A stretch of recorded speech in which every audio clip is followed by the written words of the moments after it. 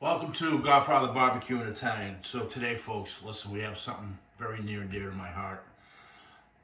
We're making pasta Puttanesca, okay? Why is it special to me? Well, there's many different debates about the origin of this dish, but the reality of it is, from the best I can gather, is it comes from Campania, the Naples area where my family, my immediate family's from. Mom, uncles, aunts, grandparents. And it's also known as Ladies of the Night dish. Puttanesca means Ladies of the Night, so you can figure that out. Find that interesting. They supposedly used to cook it to draw the men in, the madams or whoever was running these houses of ill repute, so to speak, and hence the dish is born, so they say. Anyway, let's go over this real quick. Real simple ingredients. The key is just to have them. This is a simple dish. It's one of those dishes that people look at and go, oh, it's so complicated, or there's so much in it. There's really not. The key is just having the right stuff on hand, and it comes together in 10-15 minutes. I got a pot of water going in the background. We're going to salt that when it comes to a boil. I've got some good extra virgin olive oil. You're going to need some 28 ounces of crushed tomatoes, or you can use whole tomatoes and squeeze them by hand. I'm going to use probably about 12 ounces of this. You can use a whole pound. This happens to be linguine. You can use whatever pasta you like, traditionally with the long pasta. We're going to use 2 tablespoons of capers, some salt, pepper, some chopped parsley. Traditionally, it calls for some either Calabrian chili pepper or red pepper flake. I'm going to show it here. We don't use it because Tina doesn't like spicy food, so, or at least spicy pasta, which is fine by me. And then we've got some Palmetto olives. These work well. Now, if you can find Gaeta, which are the Italian version, that's what's traditionally used. Very hard to find in the States, okay? So Palmetto is very close. We're looking for just a briny olive, okay? The key, the start of the show, is anchovies. Make sure you get a good brand. These are Centos. Make sure they're in olive oil. I'm going to use a few of those, show you how it works. Don't worry, you're not going to taste the anchovy flavor. You're going to use 4 or 5 cloves of sliced garlic. We're going to slice it thin. And then you're going to use, I don't know, a couple, 3 ounces of, probably a couple ounces of basil. And that's the taste, you know, about that amount there. You'll see as I put it in. So Tina, you ready to get started here? Yes, I am. Let's rock.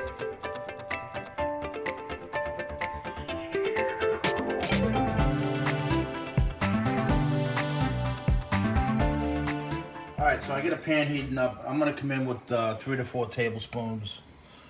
Make sure you use very good extra virgin olive oil. I'm going to let that heat up. Then we're going to dissolve our anchovies in it, but I want this to get nice and heated first. So we'll see you in a couple. Alright, so olive oil's coming up to a nice hot temp. I'm going to back it down a little bit. I had it on medium-high. I'm going to bring it just a little bit above medium. I got here 4 to 5 just, you know, average anchovies. This is, again, for 28 ounces of sauce. So you're going to use about that much. And some of them are bigger or smaller. So, again, these are going to dissolve. And what you're going to want to do, real quickly, cover this up. Yeah. Bring that heat down to medium. Let these go for a couple minutes before you check on them. We're going to move them around. They're going to dissolve. At that point, we'll see you back. We'll add our garlic at that point. Alright, I'll give you a stir. You can see it starting to dissolve already.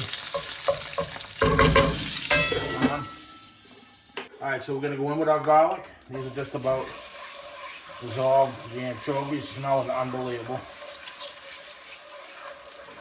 I'm just going to let these garlics go for maybe a minute.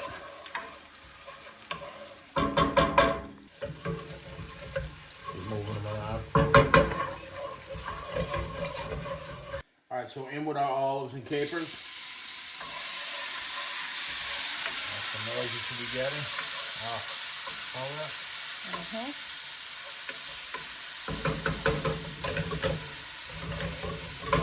We'll let these go for 3 or 4 minutes, soften up.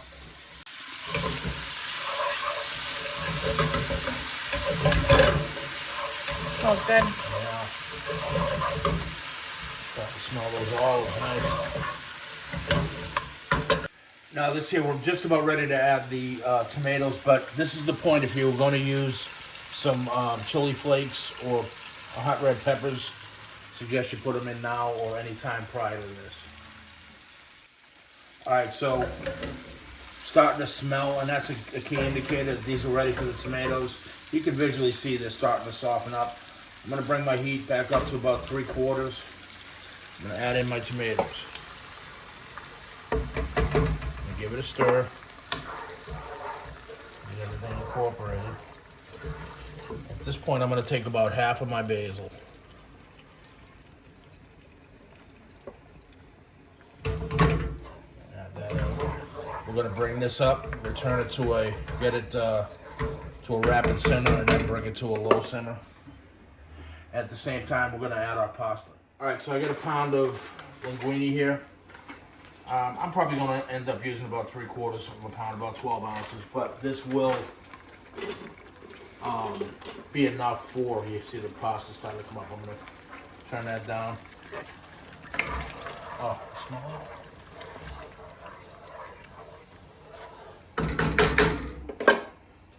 it. Again, this will certainly be enough for a pound, but the reality of it is Tina and I won't eat a pound of pasta. It's just us eating, so sticking with the recipe itself, put a pound in there. We can invite Monica over because she loves this dish. That's right. Our friend Monica loves pasta puttanesca.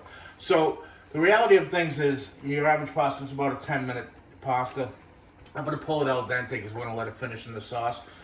But in that time, the sauce will cook. It's going to need 10-15 minutes to cook anyway, which is about where you're going to be depending on the type of pasta you have and how long it takes to cook. But listen, if one finishes before the other, just shut it down. It's not a big deal. If your pasta finishes ahead of what you think the sauce is or vice versa, just shut one of them down so you don't overcook either one of them. If you really want to overcook the pasta, just turn the heat down a little. I mean the sauce rather. Alright, so we'll see when the pasta's done. One more thing, time for salt and pepper. I'm going to hit this at about a teaspoon. Remember, you got anchovies in there.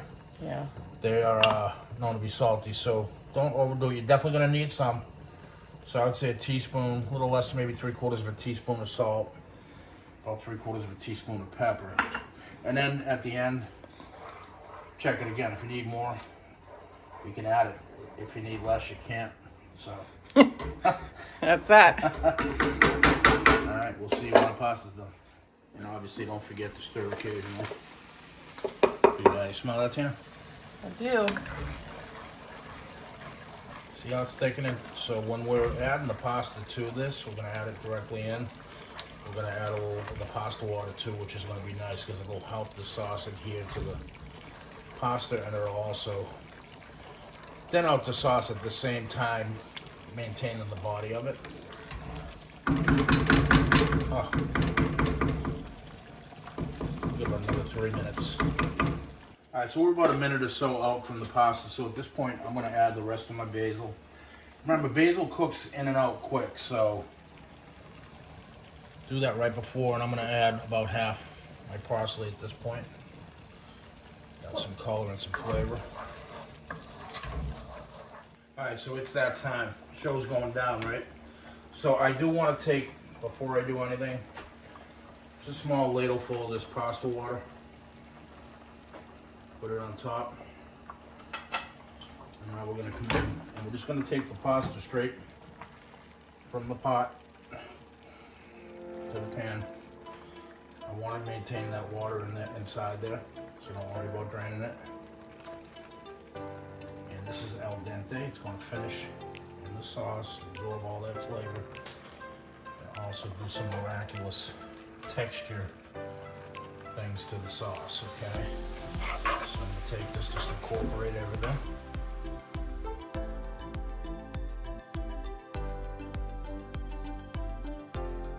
Looks nice, huh, Tina? The Yeah. colors.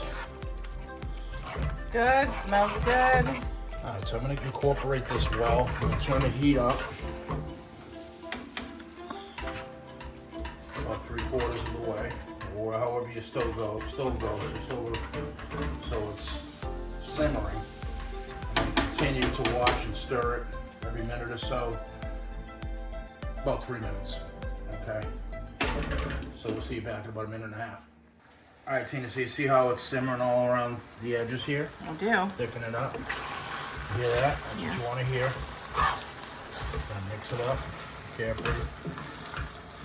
Everything overboard.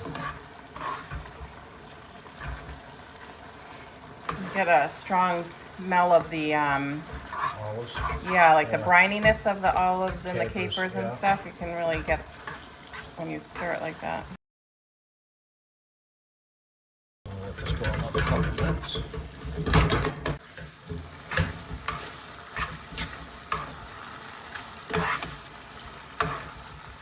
All right, so we're looking good. You see, all the liquids absorbed. It's nice and tight. So we're ready to plate this up, Tina. Alrighty. All right. All right. The moment everybody waits for the taste test, Tina. Right. So this smells. I mean, it's what it's doing to the kitchen is insane. I'm surprised the neighbors aren't over here. They probably will be. But it's very hot. So I'm just going to.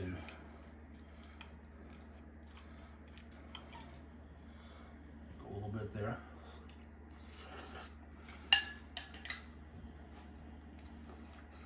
Good as it smells. That's crazy.